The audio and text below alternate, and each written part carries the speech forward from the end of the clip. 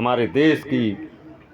नुमाइंदगी करने वाले हमारे माननीय प्रधानमंत्री जब दुनिया के किसी मुल्क में जाते हैं तो कहते हैं कि हम बुद्ध की धरती से आए।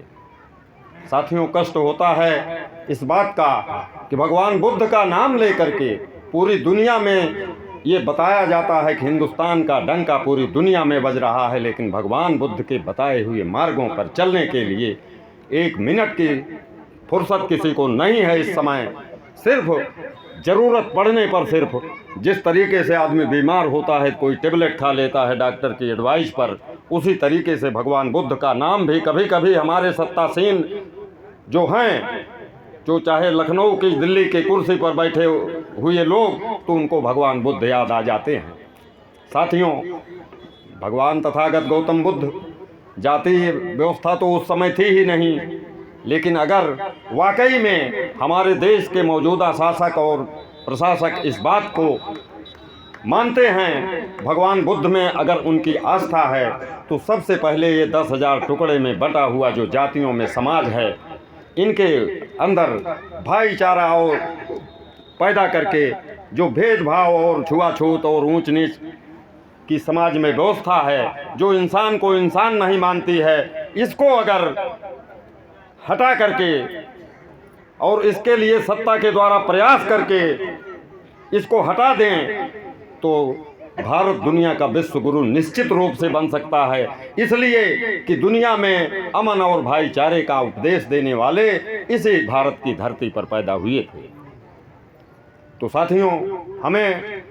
जहाँ तक हम अपने संबोधन की पहली लाइन में ही कहे थे कि कोई भी धर्म बिना सत्ता के संरक्षण के ज़्यादा दिन तक फल फूल नहीं सकता है। बहन मायावती जी, मान्यवर कांसीराम साहब जी,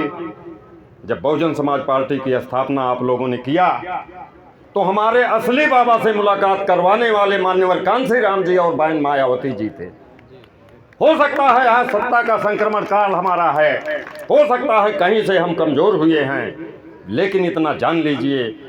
कि हमारे असली बाबा से आत्मसात और साक्षात करवाने वाले हमारे असली राम मान्यवर कांसीराम जी थे, और हमारी बहन मायावती जी, जिनके प्रेरणा से, जिनके प्रचार प्रसार से, जिनके दिन रात मेहनत से उन्होंने हमारे असली बाबा को हमसे मिलवाया। और जब बाबा साहब हमसे मिले तो सीधे सीधे बाबा साहब के आदर्शों ने हमको सीधे साक्षात्कार तथागत गौतम बुद्ध से करवाने का काम किया। तो इसलिए साथियों, बौद्ध धर्म का संरक्षण अगर कोई कर सकता है, कोई पार्टी कर सकती है, तो निश्चित रूप से वो बहुजन समाज पार्टी है। ये हमारा परिवार है और ये हमारी पॉलिटिकल अपॉर्चुनिटी है देश में। इसलिए कि आज़ादी के बाद बाबा साहब के नक्शे कदम पर चलने वाली अगर कोई पार्टी है तो मान्यवर कांसीराम जी के द्वारा बनाई हुई बहुजन समाज पार्टी है। हमारी तमाम माताएं बहनें, बुजुर्ग माताएं हमारी बैठी हैं और उन 32-35 सालों के हम लोगों के संघर्ष को भी जानती हैं कि हम लोग माघ पूस की ठिठुरती हुई ठंडक में सांस्कृतिक प्रोग्राम के जरिए समाज को जागरूक करने का हम लोगों ने काम किया था, जान हथेली पर लेकर के, और जिसके परिणाम स्वरूप 4 बार उत्तर प्रदेश में बहुजन समाज पार्टी की सत्ता आई। और बहन मायावती जी दुनिया के 5वें बड़े राष्ट्र, समझ लीजिए कि उत्तर प्रदेश कि 4 बार मुख्यमंत्री हुई, और उन्होंने तथागत गौतम बुद्ध के आदर्शों को, उनके उपदेशों को आत्मसात करने का काम करते हुए इनकी स्मृति में तमाम जिले, तमाम जो है इनके स्मृति में पार्क और सब नीतियां, हर चीज़ चलाने का काम बहन मायावती जी ने किया तथागत गौतम बुद्ध जी की स्मृति में। तो इसीलिए साथियों,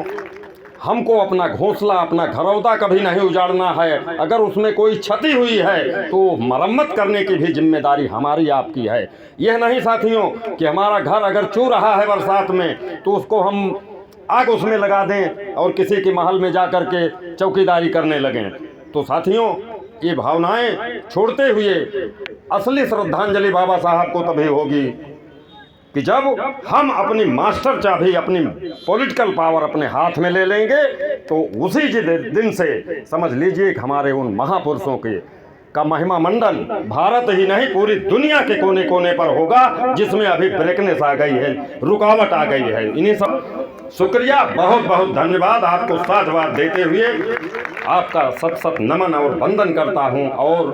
शपथ लेता हूं तथागत गौतम बुद्ध की नीतियों पर चलने का। इन्हीं शब्दों के साथ जय भीम, नमो बुद्धाय, जय भारत।